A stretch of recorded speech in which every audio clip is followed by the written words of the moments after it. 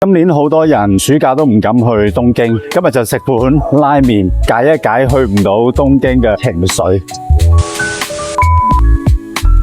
嚟到灣仔嘅春園街，呢間拉麵最大特色就真真正正東京開過嚟。我個朋友點乜嘢食未啊？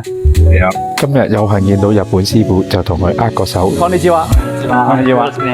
Thank you。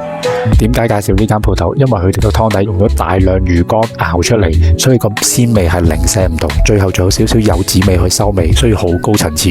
好聽啊！夏天食呢個湯超舒服。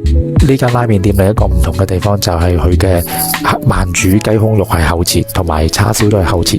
其他拉麵店通常俾啲薄切切嘅叉燒，食得唔夠過癮。